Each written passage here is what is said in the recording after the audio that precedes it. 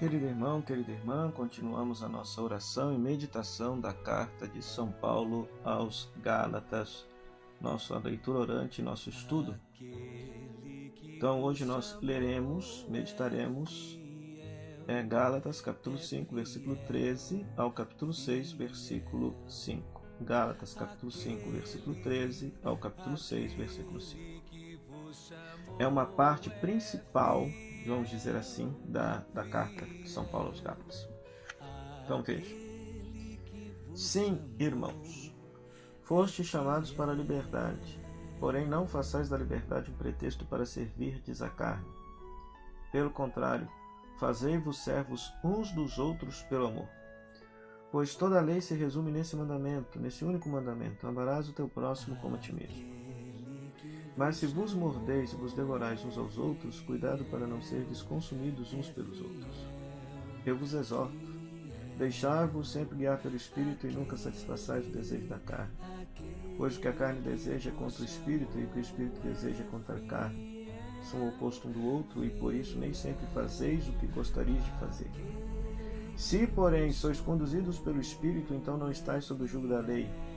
São bem conhecidas as obras da carne: imoralidade sexual, impureza, devassidão, idolatria, feitiçaria, inimizades, contendas, ciúmes, iras, intrigas, discórdias, facções, invejas, bebedeiras, orgias e outras coisas semelhantes.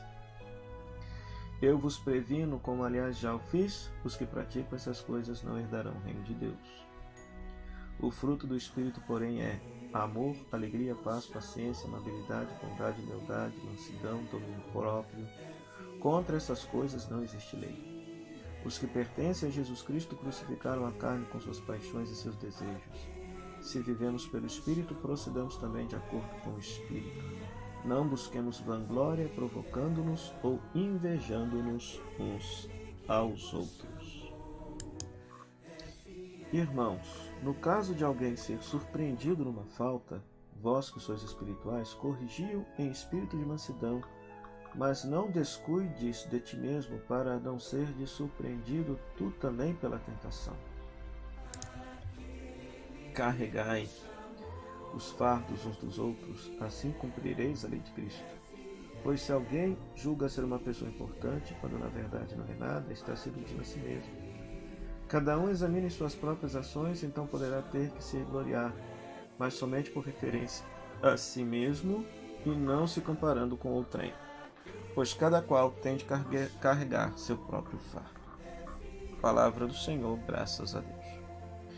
Então, na primeira parte, do versículo 13 a 26, Paulo nos ensina que a liberdade não pode ser pretexto para o egoísmo.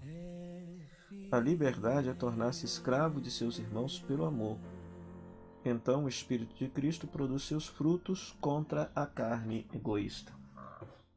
Então, veja, o critério agora é a pessoa de Jesus, né?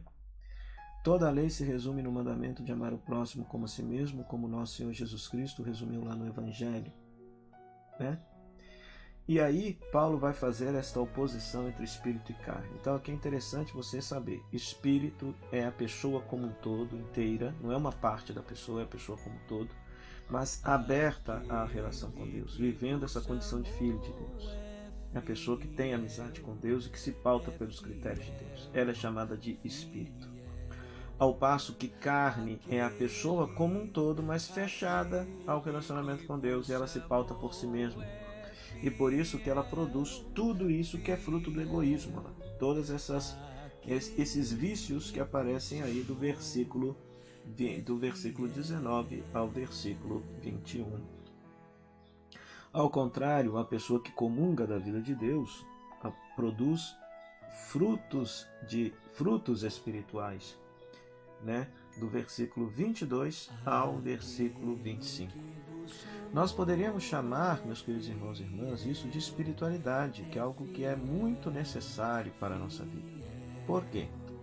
Não é pelo fato da pessoa ser religiosa, dela praticar preceitos religiosos, que a pessoa seja uma pessoa que tem amizade com Deus.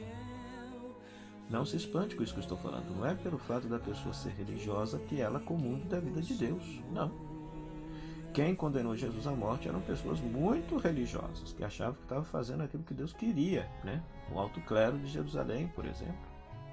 Os embates que Jesus teve com os fariseus, que eram pessoas religiosas, pessoas piedosas, né? Agora, a pessoa que comunga da vida de Deus, a pessoa possui espiritualidade. O ideal é que a prática religiosa produza espiritualidade, né? Então a gente sabe quando a pessoa é espiritual e quando não é. Ou seja, quando ela ama, quando ela tem alegria, quando ela tem paz, paciência, amabilidade, bondade, mansidão, domínio próprio, caridade, misericórdia, então, tantas outras coisas.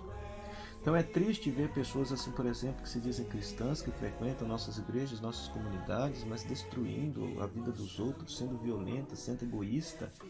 É religioso, mas não é espiritual. É religioso, mas não tem espiritualidade. E a espiritualidade nasce na vida da pessoa a partir da comunhão com Deus, do trato com Deus, da intimidade com Deus. Então, repito, não é pelo fato da pessoa ser religiosa que ela necessariamente seja uma pessoa espiritual. Depois do capítulo 6, versículo 1 a 10, Paulo vai nos ensinar que a lei de Cristo e a vida no Espírito é livremente carregar os fardos uns dos outros, ou seja, a misericórdia, a compaixão, a boa convivência uns com os outros, né? Não se considerar importante, mas considerar o outro mais importante, colocar a vida a serviço do outro, como Cristo colocou a vida dele a serviço dos mais necessitados, Então perceba que Paulo, de certa maneira, para os gentios, ele tirou a Torá, mas ele colocou algo muito mais profundo, ele colocou a pessoa de Jesus Cristo como critério. Em outras palavras, você que é cristão, você que é batizado, deve se perguntar, não o que a igreja pensa sobre tal coisa, o que a religião pensa sobre tal coisa. Você tem que se perguntar, o que Cristo pensa sobre tal coisa. O que Cristo faria aqui agora, nessa situação concreta que eu estou vivendo. Nessa situação que eu preciso resolver. O que Cristo faria. E isso você desenvolve na medida em que você comungar da vida de Deus. No trato com Deus, a oração, a amizade com Deus, né? Na vida pastoral a gente percebe muito disso, né? Quando aquelas pessoas chegam lá no atendimento e vêm perguntar pra gente se pode ou se não pode. Ora, pode ou não pode é pergunta da criança para o pai. Pode ou não pode? Você é chamado a ser adulto na fé, você é chamado a ter espiritualidade, a desenvolver a sua maturidade diante de Deus. De tal maneira que diante de uma situação na sua vida, você, à luz de Deus, à luz do Evangelho, da sua amizade com Cristo, você toma uma decisão. Olha, eu acho que Cristo faria isso se estivesse aqui nesse lugar, no meu lugar. E isso é sinal de maturidade, de pessoas adultas, pessoas que desenvolveram espiritualidade.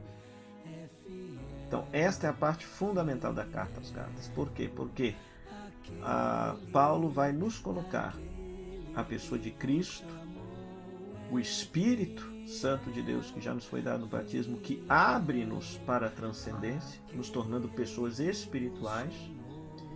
E a partir daí, nós desenvolveremos o quê? Uma vida espiritual, espiritualidade. Não seremos egoístas, não nos pautaremos por nós mesmos, mas nos pautaremos por aquilo que Cristo gostaria que cada um de nós fizesse. Que você possa ler esse texto mais uma vez, com muita atenção, com muito carinho, que você possa meditar esse texto, a palavra que mais te chamou a atenção, que a partir desta palavra você possa conversar com Deus e depois partilhar aqui nas redes sociais a sua oração conosco. Que Deus te abençoe e até amanhã, se Deus quiser.